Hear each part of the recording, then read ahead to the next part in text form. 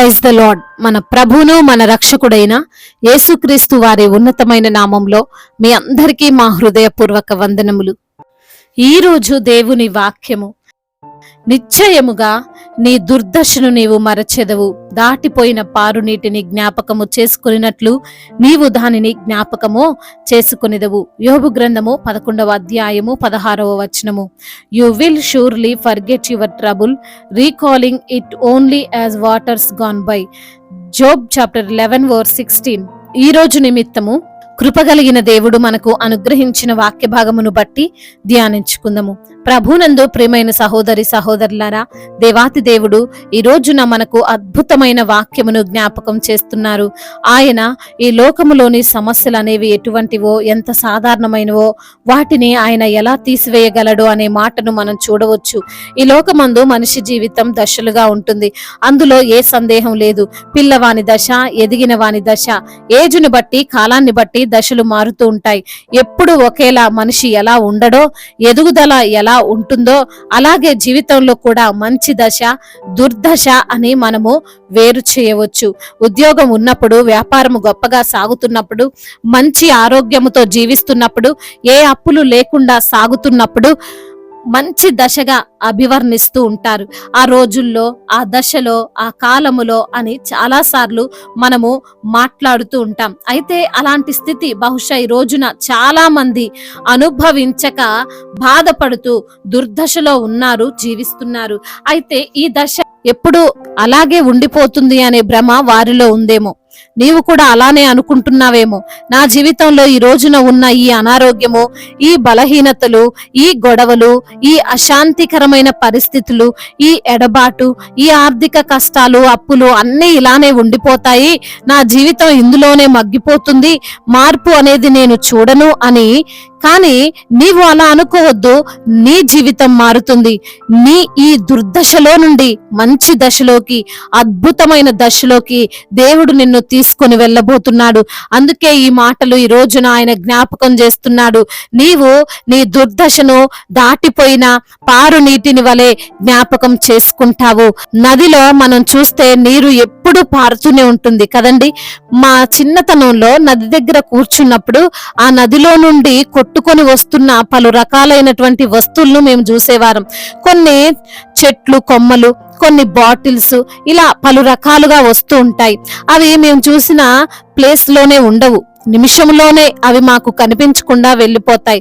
అంటే అవి స్థిరంగా ఎప్పుడు నదిలో అక్కడ ఉండిపోవు, వాటికి స్థానము మారిపోతుంది.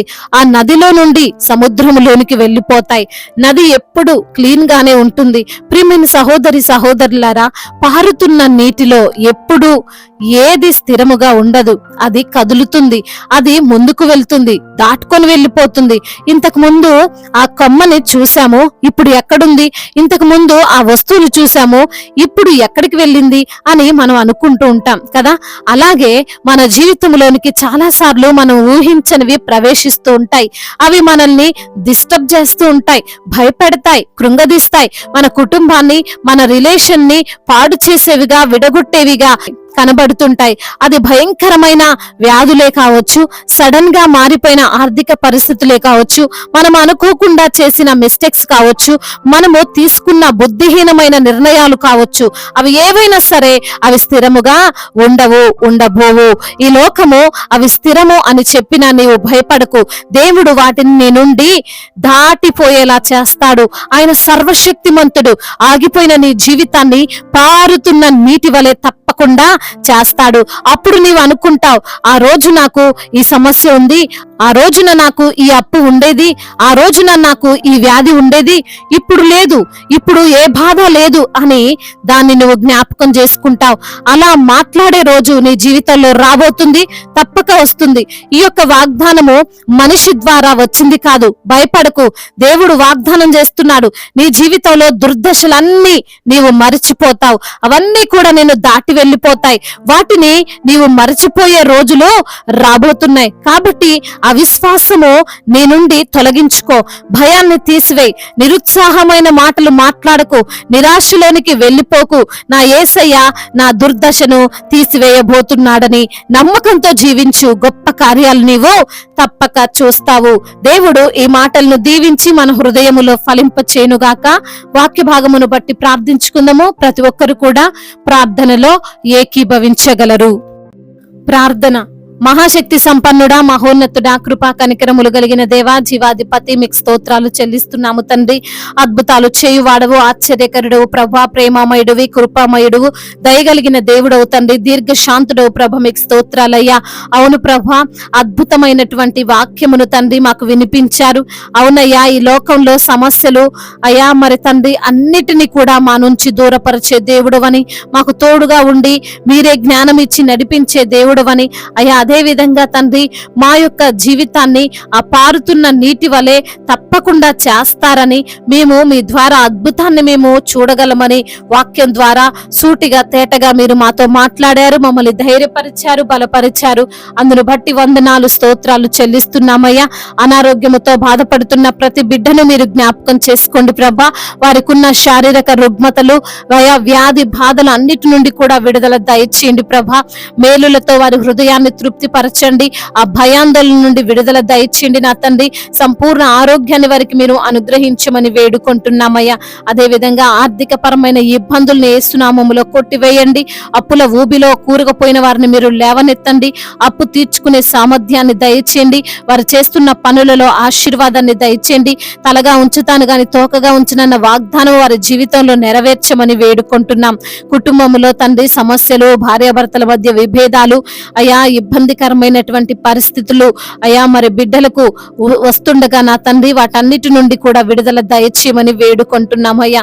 చిన్న బిడ్డలను కాచి కాపాడండి. యవన బిడ్డలందరికీ మీరు తోడుగా ఉండండి. యవన వయసులో మీ కాడిని మోసే కృపను దయచేయండి నా తండ్రి.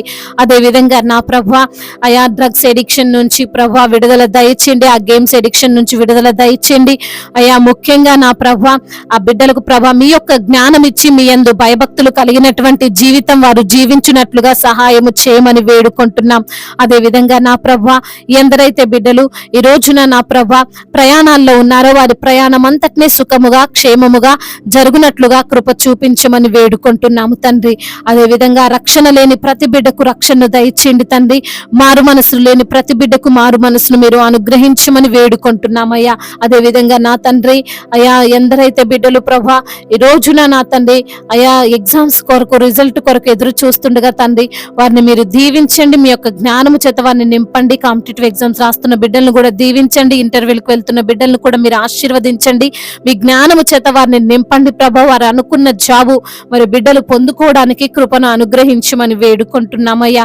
అయ్యా, అదే విధంగా అనాథలను ఆదరించండి, అభాగ్యులను ఆదుకొనండి అయ్యా. తల్లిదండ్రి లేని వారి పక్షముగా మీరుండి న్యాయమును తీర్చండి నా ప్రభా. కోర్టు సమస్యల నుండి, భూతగత సమస్యలు అన్నిటి నుండి కూడా విడుదల దయచేయండి. న్యాయాధిపతి అయినటువంటి దేవుడో ప్రభా ప్రతి బిడ్డకు మీరే న్యాయాన్ని జరిగించమని వేడుకుంటున్నాము తండ్రి. అదే విధంగా నా ప్రభా అయా, వివాహాల విషయములో మీ చిత్తం ఏమిటో బిడ్డలకు బయలుపరచండి అయా. మీ యొక్క చిత్తములో వారి వివాహము జరుగునట్లుగా కృప చూపించండి నా తండ్రి. అదే విధంగా నా తండ్రి దేశాన్ని, అధికారులను మీరు దీవించండి. మీ యొక్క జ్ఞానము చేత వారిని నింపండి నా ప్రభా.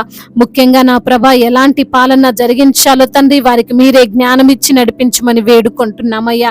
అదే విధంగా నా ప్రభా మీ యొక్క పరిచర్య చేస్తున్నారో ప్రతి బిడ్డను కూడా మీరు జ్ఞాపకం చేసుకోండి అయ్యా. సువార్త చేయు వారి పాదములు ఎంతో సుందరములైన అంటున్నారు తండ్రి.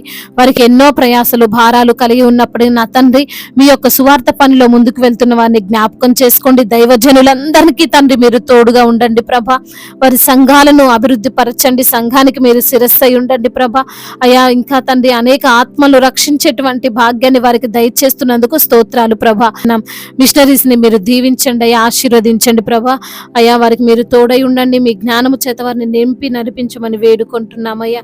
అయ్యా తండ్రి, ఇంకా చెప్పుకోలేనటువంటి బాధతో, విరిగి నలిగిన హృదయముతో మీ సన్నిధిలో మొరపెడుతున్న ప్రతి బిడ్డను మీరు జ్ఞాపకం చేసుకొని నా ప్రభా అయ్యా వారి కన్నీటిని తుడిచి నాట్యంగా మార్చండి. వారి దుఃఖమును సమాప్తము చేయండి అయ్యా. మరి తండ్రి వారిని మీరే బలపరిచి, ధైర్యపరిచి ఓదార్చి మీ కాపుదలలో నిలవబెట్టుకోమని బ్రతిమిలాడుకుంటూ తండ్రి, ఇంతవరకు చేసిన ప్రార్థన అంతటిని మీ పాద సన్నిధిని చేర్చుకోమని మనాథుడు, సర్వశక్తిమంతుడు, సజీవుడు, బలవంతుడైన యేసుక్రీస్తు వారి ఉన్నతమైన నామంలో ఈ ప్రార్థనను అడిగి వేడుకొని పొందుకొని ఉన్నాము మా ప్రియ పరలోకపు తండ్రి.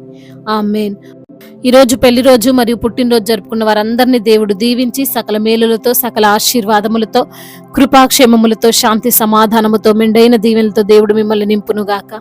మీ యొక్క ప్రార్థన అవసరతలను మాకు తెలియజేయగలరు. మీ కొరకు మేము తప్పక ప్రార్థిస్తాము. మొదటిసారిగా మన యొక్క ఆదరణ వాక్యం చూస్తున్నట్లయితే తప్పకుండా సబ్స్క్రైబ్ చేసుకోగలరు. ఈ వాక్యము మీకు ఆశీర్వాదకరంగా ఉండినట్లయితే అనేకులకు కూడా ఈ వాక్యాన్ని పంపి మీరు కూడా దేవుని యొక్క రాజ్య సువార్తలో పాలిభాగస్తులు కావాలని దేవుని పేరట మనవి చేసుకుంటున్నాను. దేవుడు మిమ్మల్ని ప్రేరేపించినట్లయితే విశ్వాసముతో సాగుతున్న ఈ పరిచర్యను ప్రోత్సహించండి. May God bless you all.